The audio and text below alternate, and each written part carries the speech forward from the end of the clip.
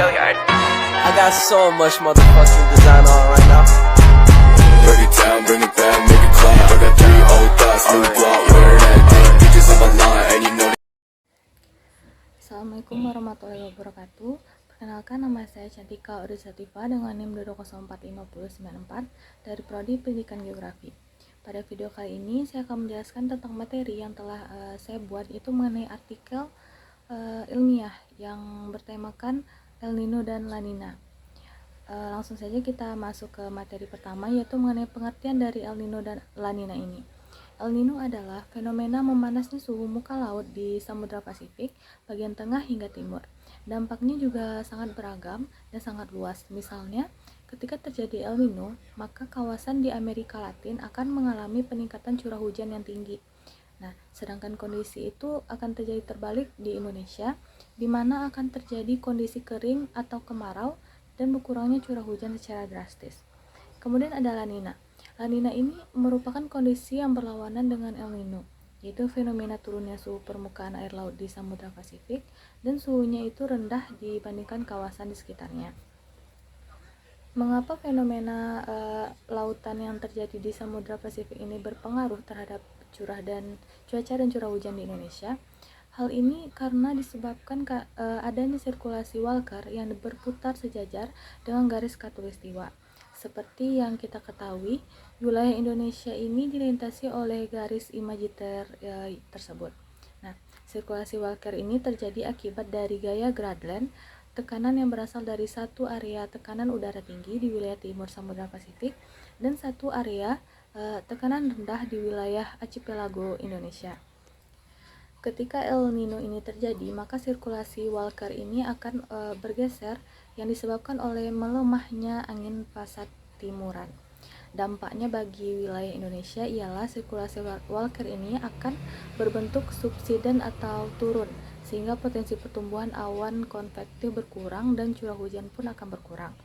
Sedangkan ketika La Nina terjadi, maka sirkulasi Walker ini akan berbanding terbalik dengan keadaan El Nino yang menyebabkan potensi pertumbuhan awan konvektif meningkat dan berpengaruh menjadi curah hujan yang tinggi. Kemudian kita masuk ke materi kedua, yaitu mengenai waktu terjadinya El Nino dan La Nina ini. Berkaitan dengan hal yang sudah dijelaskan tadi, El Nino ini akan terjadi apabila suhu di perairan Pasifik ini suhu di Samudra Pasifik Tengah dan Timur ini meningkat. Waktu terjadinya kondisi ini umumnya pada bulan Desember. Terjadinya El Nino juga erat hubungannya dengan siklus 4 tahunan. Sejarah keilmuan manusia berhasil mencatat setidaknya telah terjadi fenomena El Nino sebanyak 23 kali. Sedangkan untuk fenomena La Nina, keilmuan saat ini masih cukup sulit untuk memprediksinya. Siklus terjadinya La Nina ini juga tidak terjadi dalam rentang periode tertentu. Namun umumnya terjadi sekitar 6 tahun hingga 7 tahun sekali. Para ilmuwan mencatat telah terjadi La Nina sebanyak 15 kali. Selanjutnya juga ada materi selanjutnya ada proses terjadinya El Nino. El Nino ini terjadi dikarenakan rentanan fenomena cuaca yang saling memberikan hubungan sebab akibat, yang diantaranya yang pertama ada naiknya suhu di Pasifik Tengah dan Timur. Peningkatan suhu di Samudra Pasifik bagian tengah dan timur ini merupakan penyebab awal terjadinya El Nino. Suhu yang meningkat akan menyebabkan kelembapan atmosfer di atas perairan turun meningkat. Yang kedua ada pembentukan awan. Naiknya suhu di perairan Pasifik bagian timur dan tengah akan menyebabkan kelembapan yang tinggi di atmosfer samudra. Hal ini akan memicu terbentuknya awan yang berpotensi meningkatkan curah hujan di kawasan tersebut. Kemudian yang ketiga, pertumbuhan awan akan terhambat. Ketika awan telah terbentuk di belahan bumi bagian lain, tepatnya di Samudra Pasifik bagian barat, terjadi peningkatan tekanan udara. Kondisi ini menyebabkan hambatan pertumbuhan awan di atas perairan Indonesia bagian timur. Terhambatnya pembentukan awan ini akan menyebabkan penurunan curah hujan jauh di bawah rata-rata normal. Kemudian ada proses terjadinya La Nina. Sama halnya dengan fenomena El Nino, La Nina ini terjadi melalui proses-proses yang bertahap. Meski sulit diperkirakan, namun secara umum proses fenomena La Nina ini terjadi karena kondisi berikut. Yang pertama itu adanya menguatnya angin di Samudra Pasifik. Fenomena La Nina ini terjadi akibat dari turunnya suhu di permukaan Samudra Pasifik bagian timur. Pada saat yang sama, angin pasat timur juga bertiup dan menguat di kawasan Samudra Pasifik. Yang kedua, ada massa air hangat terbawa arus. Adanya angin kencang yang bertiup di wilayah Samudra Pasifik, maka massa air hangat akan terbawa ke arah barat Samudra Pasifik dan jumlahnya yang signifikan. Yang ketiga, terjadinya upwelling. Terbawanya massa air hangat ke wilayah perairan Pasifik dalam jumlah besar akan berakibat massa air dingin di Pasifik Timur bergerak ke atas dan menggantungkan massa air hangat yang mengarah ke Pasifik Barat. Nah, kemudian ada dampak dari El Nino dan La Nina ini.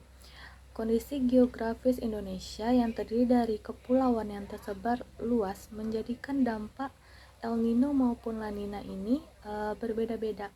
Untuk melihat dampak dari El Nino terhadap curah hujan, maka digunakanlah analisis sifat curah hujan bulanan. Menurut BMKG, sifat hujan bulanan adalah perbandingan curah hujan bulanan dengan nilai rata-rata curah hujan pada periode normal. Oleh karena itu, analisis yang digunakan akan melibatkan data-data terdahulu, misalnya curah hujan pada periode tertentu seperti kurun waktu 10 tahun bahkan 30 tahun yang lalu. Nah, hasil dari analisis yang diperoleh adalah berupa kesimpulan bahwa El Nino ini memberikan dampak terhadap penurunan curah hujan secara umum di suatu wilayah beserta efek dominan yang terjadi.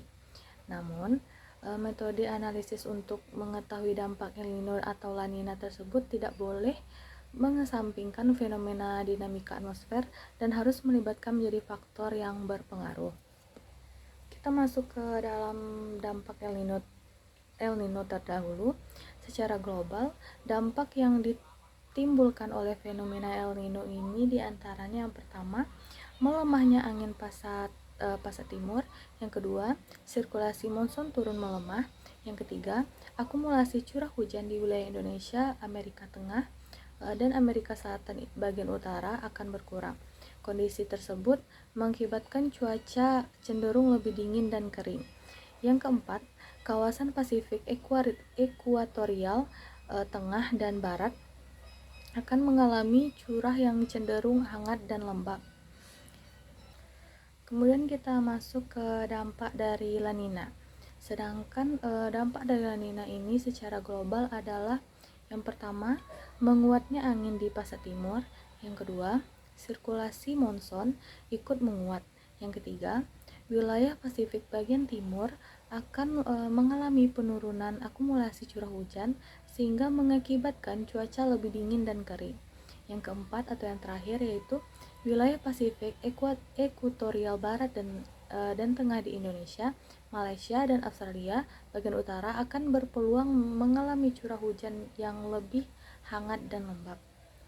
Baik, itu saja materi yang dapat saya sampaikan mengenai artikel ilmiah yang telah saya buat sebelumnya. Lebih dan kurang saya mohon maaf. Assalamualaikum warahmatullahi wabarakatuh.